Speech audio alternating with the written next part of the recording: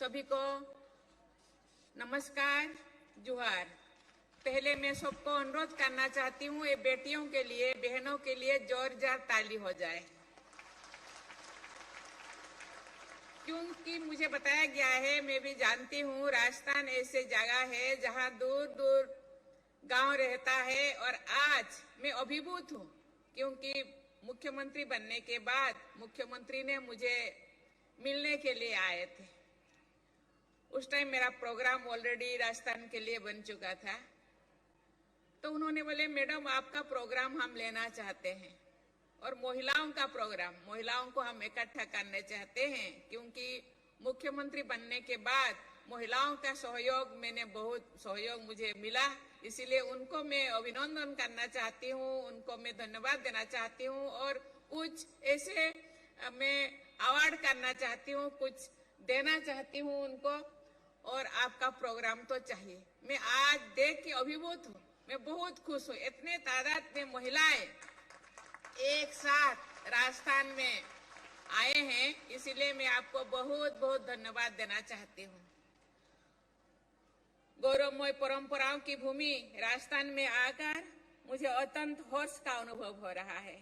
राजस्थान वीरता की परंपरा के साथ ही अपनी इंद्रधुनी संस्कृति, आध्यात्म, खान पान, वेशभूषा, लोक संगीत और नाटक, स्थानीय चित्रकला आदि के लिए भी प्रसिद्ध है।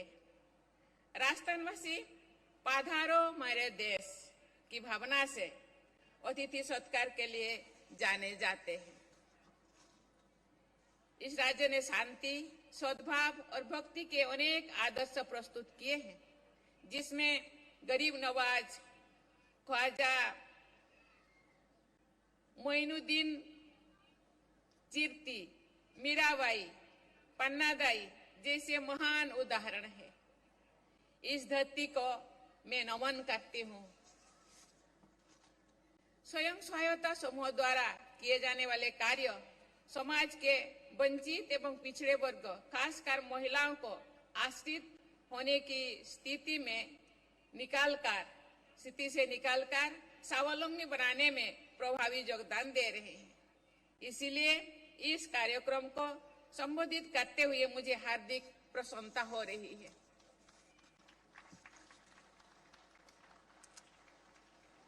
देशवासियों का प्रण है कि भारत एक विकसित राष्ट्र के रूप में आजादी की शताब्दी मनाए।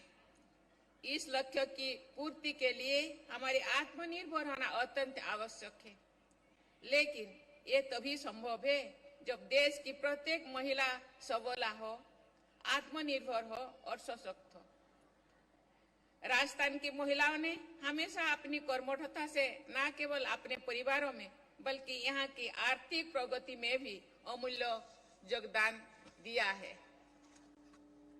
इसी बात को ध्यान में रखते हुए केंद्र सरकार ने देश में 2 करोड़ लखपति दीदी बनाने का लक्ष्य रखा है। इसके अंतर्गत राजस्थान में 11 लाख से अधिक लखपति दीदी बनाने का लक्ष्य तय किया गया है। ये बहुत ही खुशी की बात है कि राजीविका, जिसका उद्देश्य राज्य की ग्रामीण महिलाओं का आर्थिक और सामाजिक सशक्तिकरण है, के द्वारा लगभग 3 लाख महिलाओं के लखपति दीदी की श्रेणी में लाया जा चुका है। इस संदर्भ में रूमा देवी का मैं उल्लेख करना चाहूंगी, जो एक ग्रामीण परिवार से ही आती है और राजीविका की ब्रांड एम्बेसडर बन चुकी है। उनके लिए एक बड़ा ताली तो हो जाए। उन्होंने सेल्फ हेल्प ग्रुप्स के माध्यम से अनेक महिलाओं की आगे बढ़ने और स्वावलंबी बनने में मदद की है और अपनी प्रतिभा के बल पर देश का नाम दुनिया में रोशन कर रही है। देवियों और स्वजनों, महिला सशक्तिकरण अपने आप में महत्वपूर्ण है। महिला सशक्तिकरण और महिलाओं की वर्कफोर्स में समान भागीदारी सामाजिक और आर्थिक प्रगति में भी अहम योगदान देती है।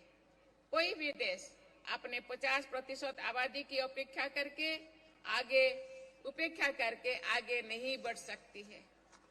महत्वपूर्ण अंतर्राष्ट्रीय अध्ययन एवं आकलन ये रेखांकित करते हैं कि अगर वर्कफोर्स में महिलाओं की भागीदारी पुरुषों के बराबर हो तो भारत की जीडीपी में बहुत अधिक वृद्धि हो सकती है।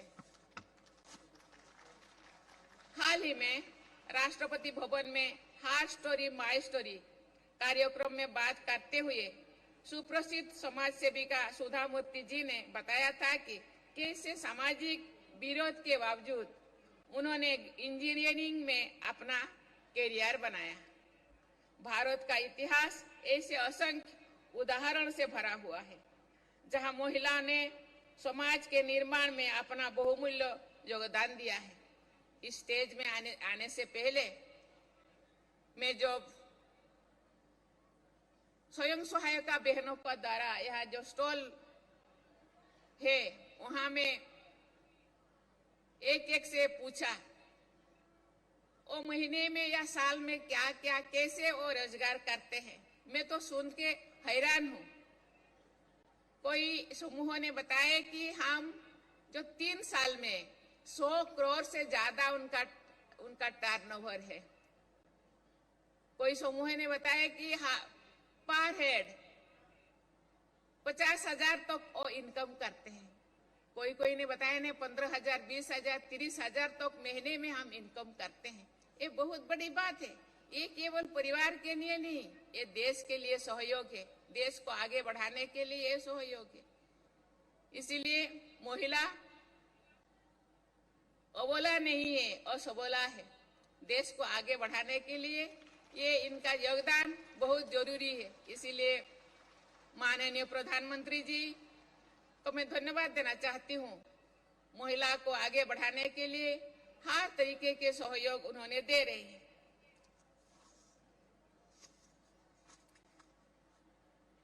चाहे वैदिक काल में गर्गी हो, मैत्री हो या मध्यकालीन भारत में शक्ति काव्यधारा के प्रवाहित करने वाली महान महिला विभूतियों हो अथवा आधुनिक युग में सावित्रीबाई फुले और रानी गाइडुनल्लू हो, भारत की संस्कृति और समाज में महिला बराबर की भागीदारी रही है।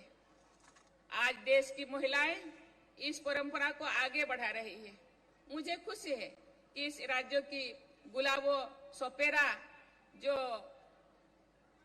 कोलबेलिया डांस की प्रसिद्ध कलाकार है, उषा चौमार जो समाज सेविका है और राइफल शूटर अबनी लेखरा जो पैरालंपिक में गोल्ड मेडल भी ला चुकी है, उन सभी को पद्म भूषण से सम्मानित किया गया है। मैं उनको बहुत बहुत बधाई देता हूँ।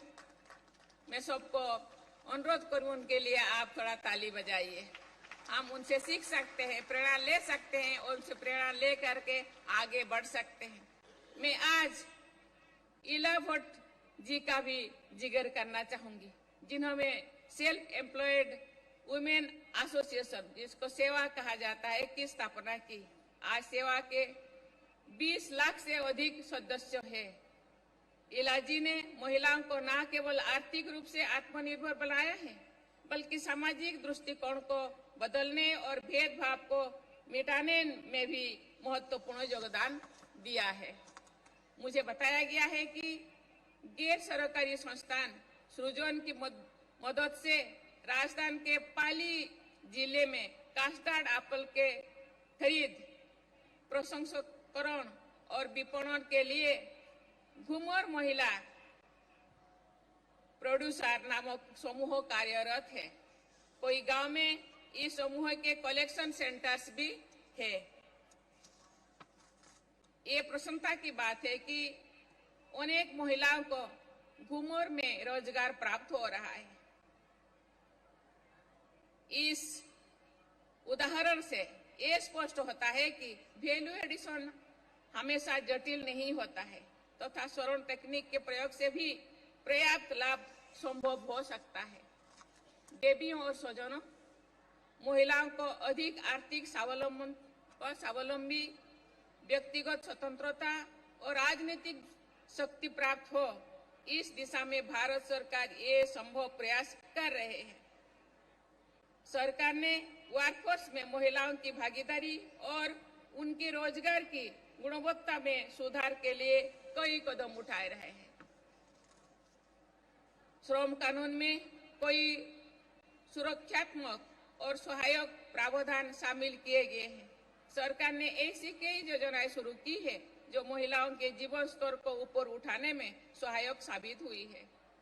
वर्किंग वुमेन हॉस्टल स्कीम कामकाजी महिलाओं को सुरक्षित और सुविधाजनक आवास प्रदान करने के उद्देश्य से कार्यान्वित की गई है।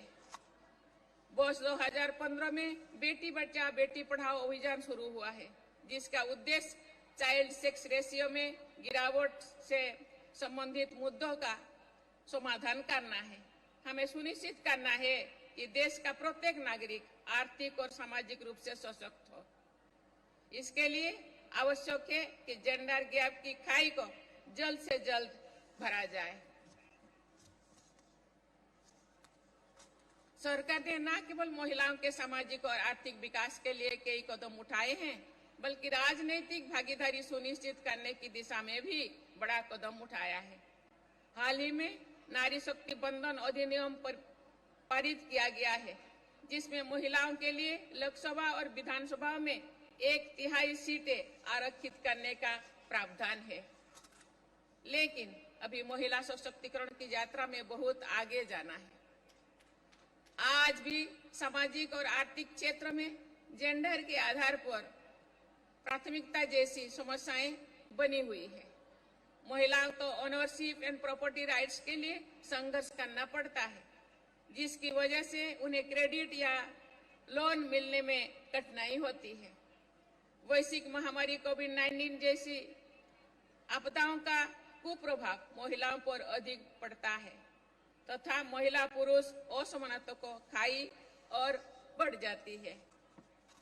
देवियों और स्वजनों, महिलाएं आर्थिक विकास को गति प्रदान करें तथा वुमेन लीड डेवलपमेंट के सोच को कार्य रूप दे, ये सबकी जिम्मेदारी है।